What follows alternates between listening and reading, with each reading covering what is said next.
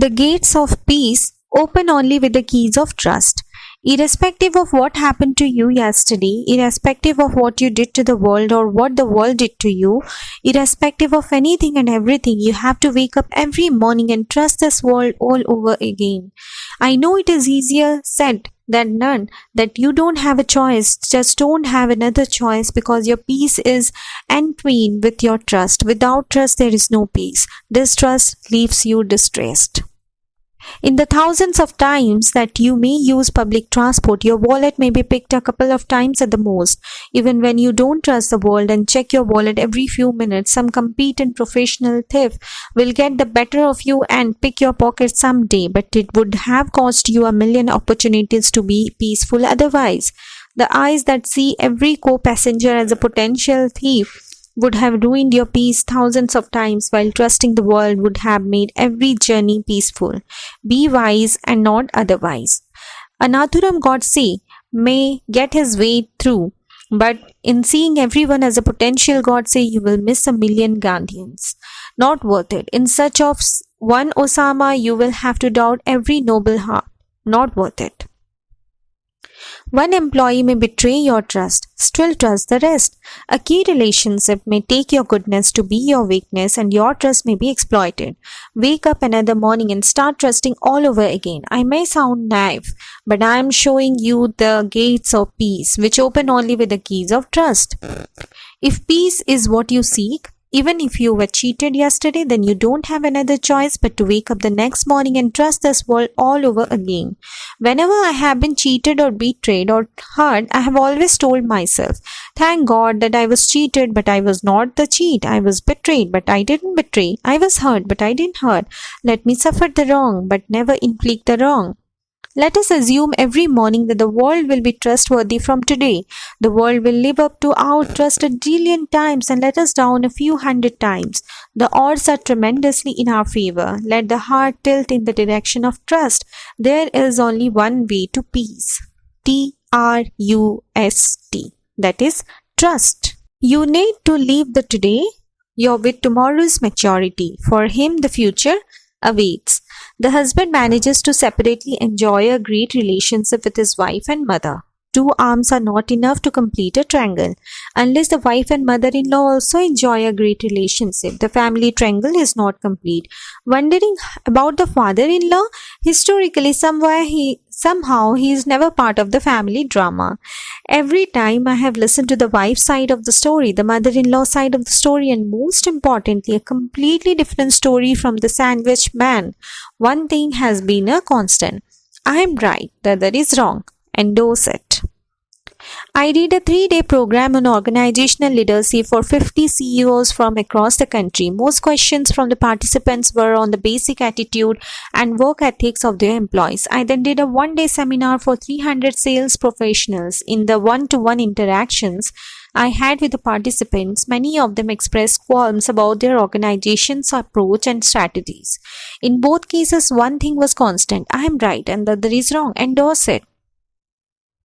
For several years, I have waited outside my son's school to pick him up. Standing there, I have heard parents go on and on and on about why this approach of the school is not acceptable and why the teacher is not okay. I have also heard both personally and in parent-teachers orientation programs conducted by the school authorities why parents would not expect this, why this approach of parents is not acceptable, etc. Of course, the constant factor is I am right, the other is wrong. You don't even have to endorse it. We know it. Unfortunately, life does not run by right or wrong. It runs on maturity. In any situation, it's not about who is right and who is wrong. The need is always for a mature mind that can accept differences as the way of life and manage the situation. If your mother-in-law complains about everything, that's her nature. If your daughter-in-law criticizes you for everything, that's her limitation. If your wife and mothers are at loggerheads, now you have a situation to manage, you have decisions to make and standpoints to take. Cribbing, condemning and crying changes nothing. Problems in a family exist not because it involves people, but because it involves immature people. Even if one mature mind is present, the situation can be managed and harmony built. As an employee, either find ways to excel with the ways of this organization or find an organization that walks your way. So often, by just letting people have their way, your way becomes clear. The truth is simple and straight. If there is a problem, there is a mature mind involved in it. If there is a solution, there is a mature mind dealing with it. In any situation, there is a level from which right and wrong is perceptible. There is another level just above it from which only solutions are visible. Just lift yourself a little above the common plane, and there is different reality awaiting you. It is not enough to look at your yesterday with today's maturity. You need to live your day with tomorrow's maturity. For him, the future awaits. Guru is the one who liberates you. It is a relationship of deep love, reverence, surrender, and faith. A guru creates, transforms, and gives a new birth to a seeker. Guru is one with inexplicable gravitation. There is a constant pull, an invitation. There is something truly magnetic. Guru is a presence that transforms the very chemistry of your being. Every good human being has the moral responsibility to be rich. If we find ourselves living in a tarnished society, a lot of good human beings are responsible for it. The problem with most good human beings is that they are very contented and satisfied with their lives.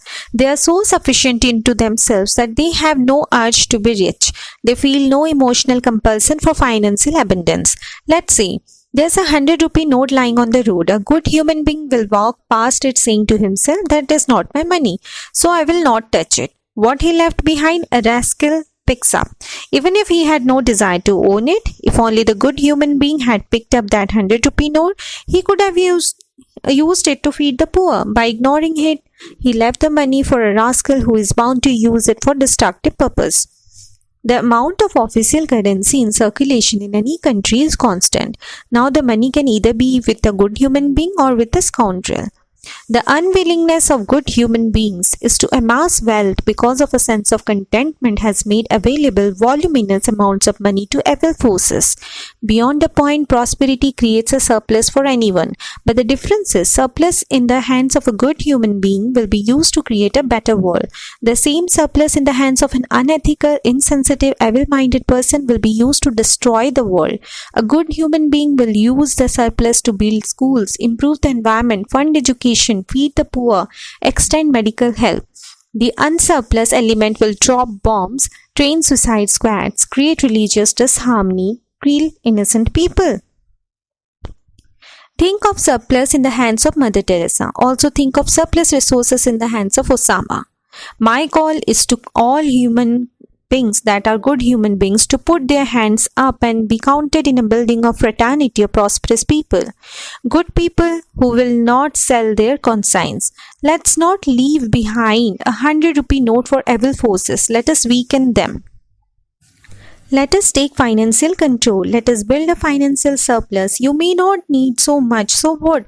Let us use it to build a better world. Let me be categorical. Every good human being has the moral responsibility to be rich. If we remove the teachings of our teachers from us, nothing of us will remain.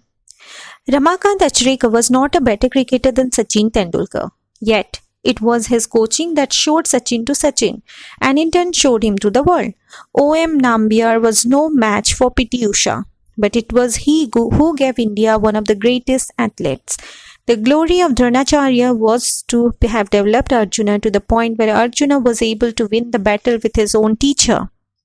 We need someone outside of us to guide us. They are the mirrors that reflect us to ourselves, that show us the strength with which we can fight our weaknesses. We need coaches to sharpen our skills.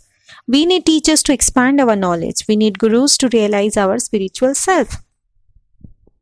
Your nursery school teacher may not have made it as big as you in your life, but your life was built on the foundation of knowledge she gave you.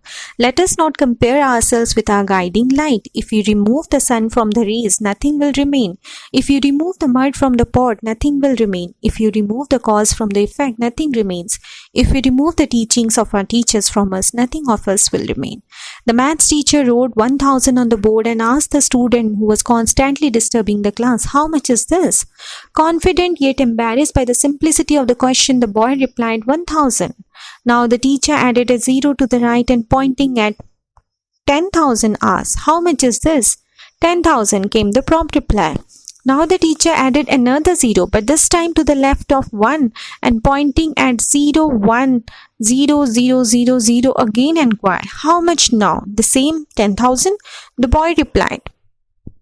The teacher smiled, winked, and then said, "When an insignificant number follows a significant number, it gains value.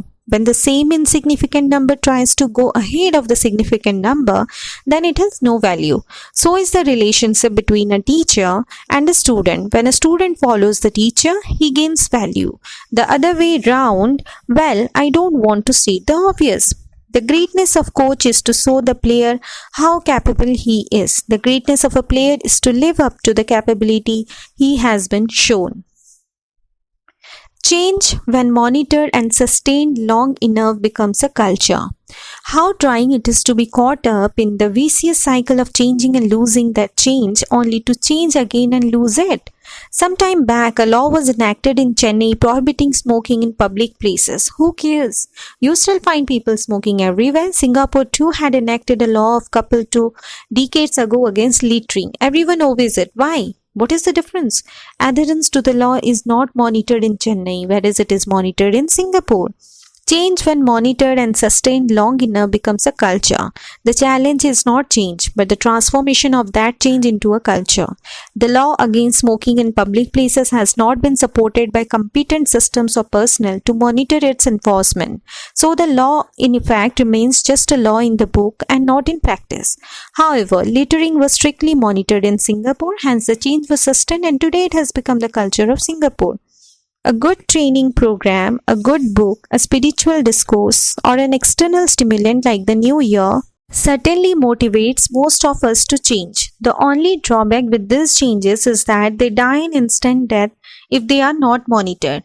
To change and to lose that change makes one psychologically important, be it the government, an institution, or an organization. What separates the legions from the rest of the world? Whenever legions embrace change, they monitor and sustain the change till it becomes their culture.